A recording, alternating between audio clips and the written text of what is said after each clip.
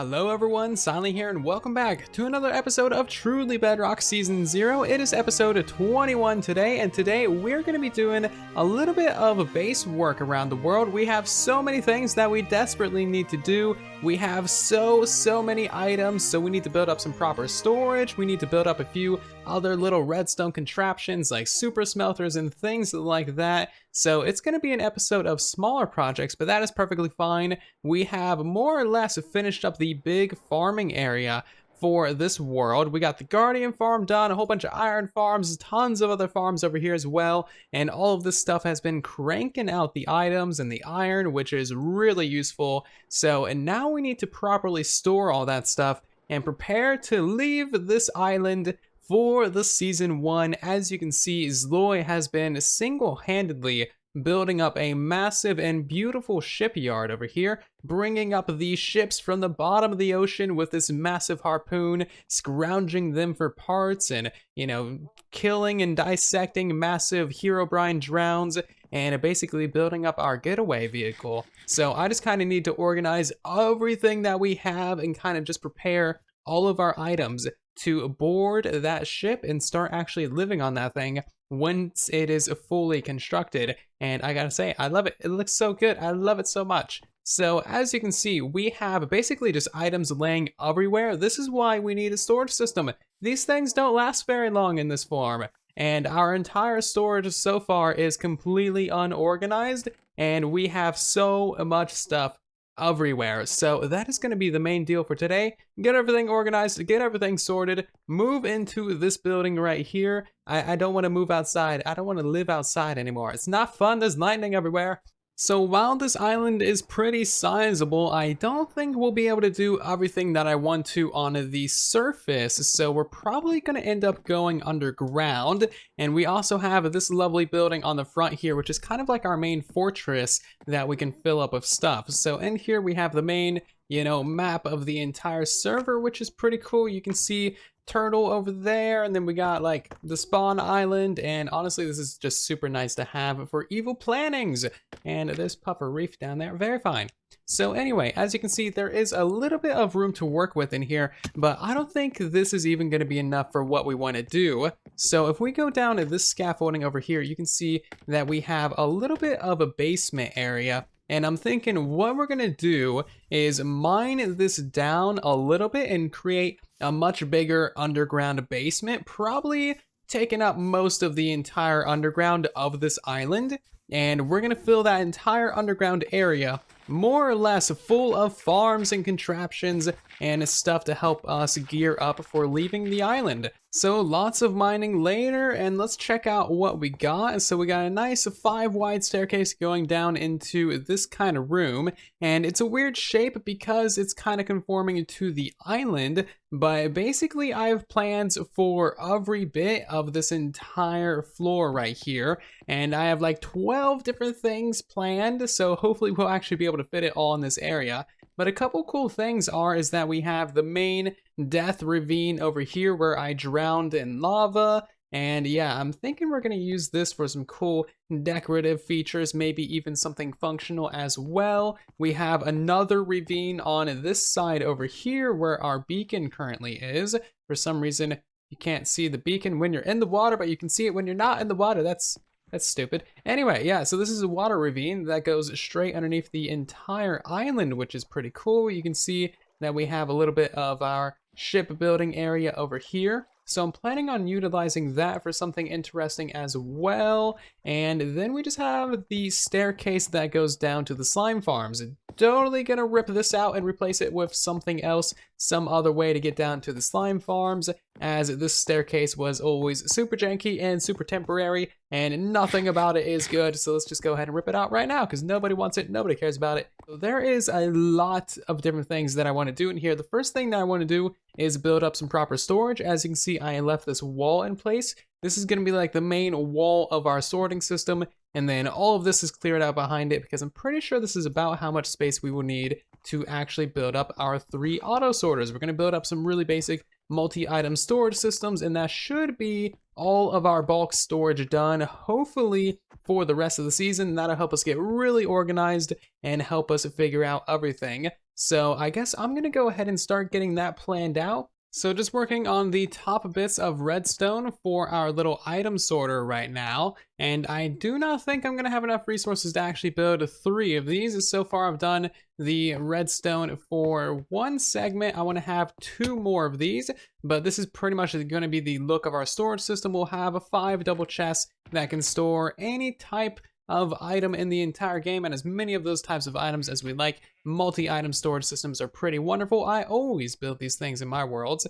But yeah, we're gonna build 2 more. Maybe we'll be able to fit 3 more. I'm not sure actually. These things are 3 wide. I have to do some math to figure out if we can fit 4 right there, but I definitely need a lot more resources, specifically a lot more iron for hoppers and dropper elevators and all kinds of stuff like that, especially because we're going to be building a lot more redstone down here. So I think I'm going to go do a little bit of mining, and maybe we'll have a time-lapse chat as well. Who knows? Let's see what happens. Oh, and one more reason we should go mining is we are actually extremely close to having a full diamond beacon. Now, it might not look like it, and that's because there's about a stack of diamond blocks down in this beacon right now. But if we go mining and we get like maybe 3 or 4 more stacks of diamonds, which might be a lot, but who knows how long I'll be mining, then we'll have enough diamond blocks to make a full beacon, and that will be amazing. Hopefully that'll happen. So in this little mining chat, I want to talk to you guys about the season 1 of Truly Bedrock. Now, season 1 is approaching fairly soon. We're not entirely sure when it's going to start, but it's going to be a pretty awesome season in the Village and Pillage update, of course. And so far, we're just kind of in the planning phase, but we got some really good, promising ideas for what's going to be happening in season 1. We've already recruited a few new people for season 1 as well, and overall it's looking to be a very, very good time. Now in season 1, because it's going to be a longer season, probably lasting until like the next major Minecraft update, whatever, 1.15, maybe 1.16, who knows? We'll see what happens, but it's probably going to be a longer season. So in season 1, I want to go big. I want to do a lot of big projects, big redstone projects, big community projects, and building projects and stuff like that, and really invest a lot of time and just do some mega builds, you know, stuff like that.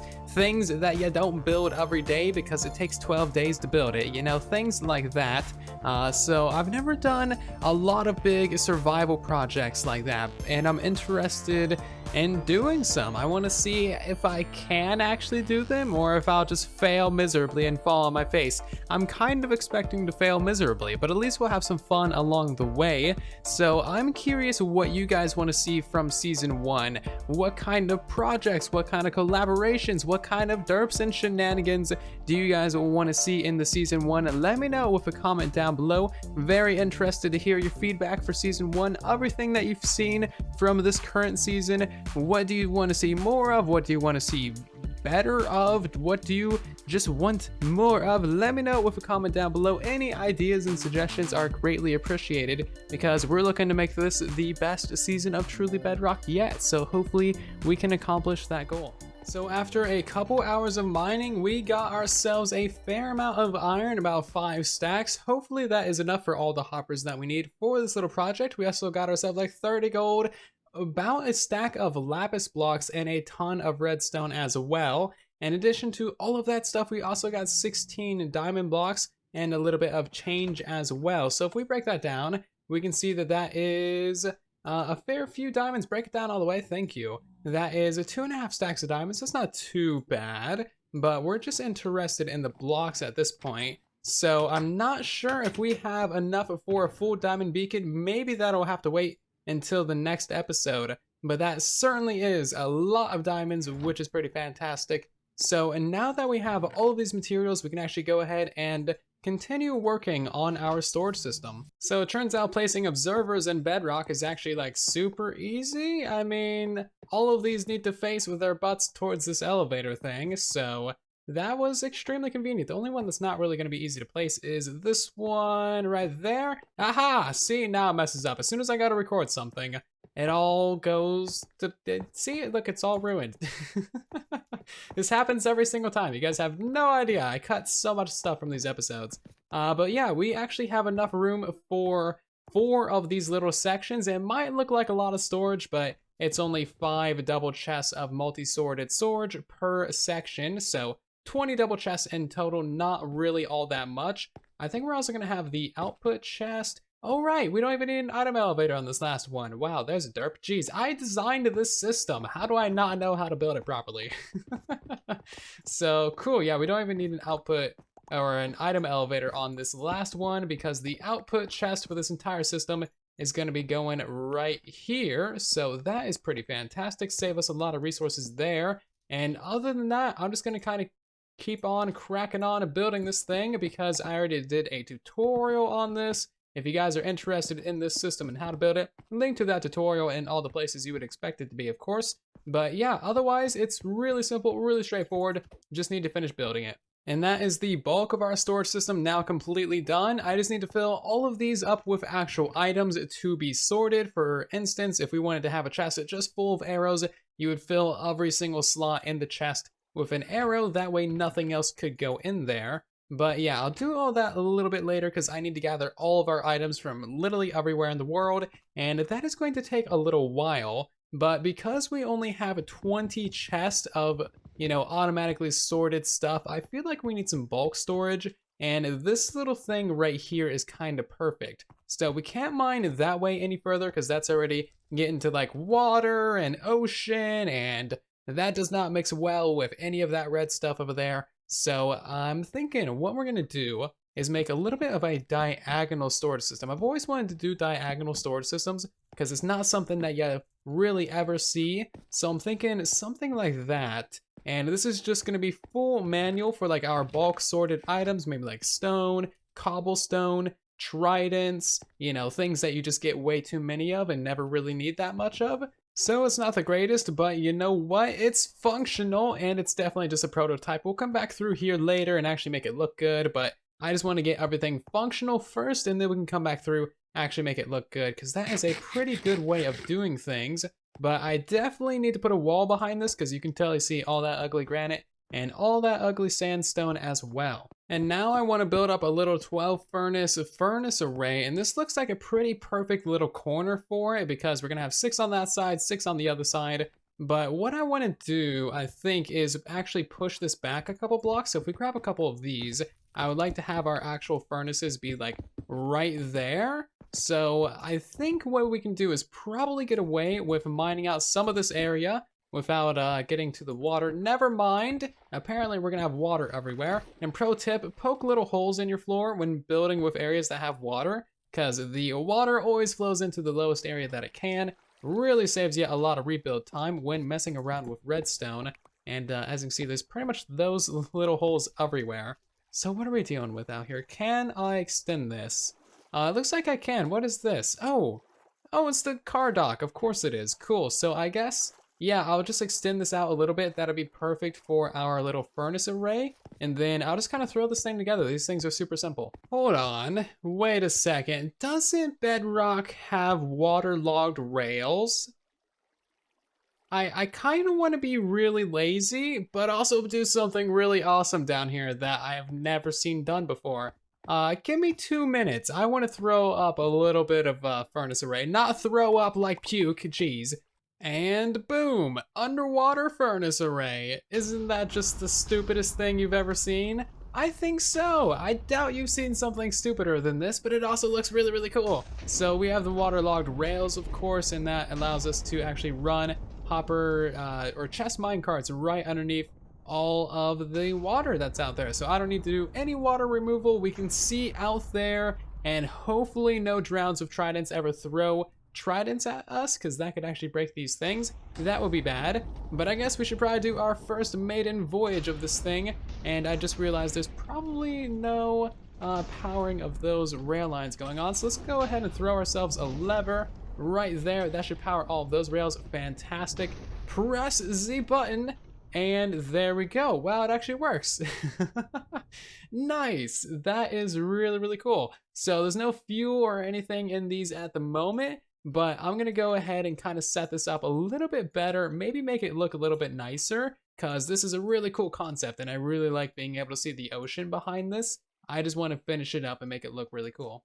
So the only thing that seems fitting for an underwater furnace array is, of course, smelting down a kelp. So if we can go ahead and load this thing up with a whole bunch of kelp, and just power it with some kelp blocks as well, we should see this entire thing turn on, and that looks pretty beautiful. And it should be evenly distributing everything as well. So everything's got a couple of kelp blocks in it. Everything is getting a couple of actual pieces of kelp as well. This one has a little bit of grass in it. Cool, everything's looking really, really good. So this thing should be going back and forth until it runs out of items. That's how I have it set up in the back, but it looks like I need to tweak the redstone. And there we go, it is now working properly. So basically what we're doing is we're detecting from that top hopper minecart thing and reading if there are more items to smelt. That's just gonna send a signal back around and relaunch the minecart. So both of these things will stop once they actually, run out of items to smelt, and it keeps on sending the fuel minecart as well.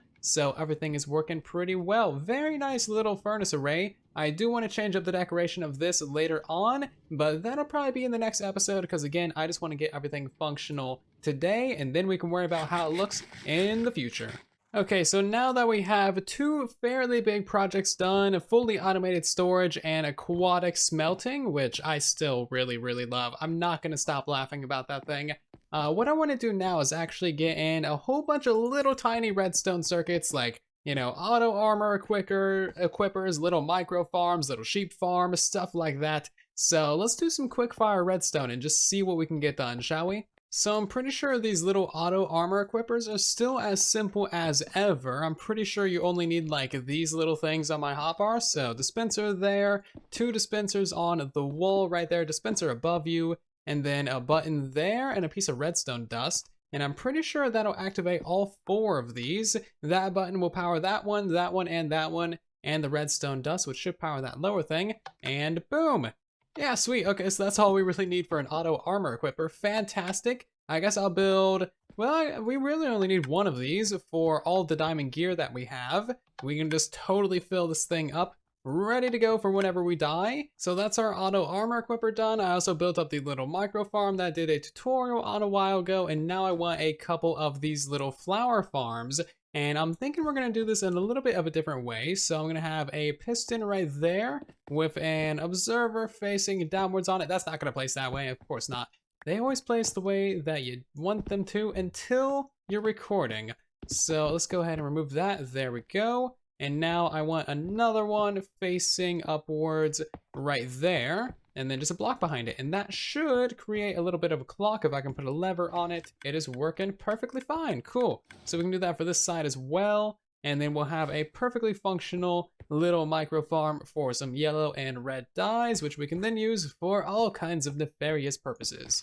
So this wall over here is pretty much complete. We can't really put anything further that way because, massive ravine down to bedrock is slightly in the way, but I do have some ideas for how to actually make that look pretty cool. So the next thing that I want to do is build a chicken farm, and I think the best area for this is going to be this little 3x3 area right here because it just is screaming to have something built in it. And that does mean that we're going to need to maybe disengage our chicken farm that we have up in the cow blimp. I mean, if anything, we can just say it's a humanitarian effort because, as you can see, that thing is clearly on fire and about to crash into that lovely Persian castle thing. I don't know what to call it. At any rate, the chickens in that thing are not safe. So yeah, I might just go ahead and relocate, with massive air quotes, all the chickens that are in that boat.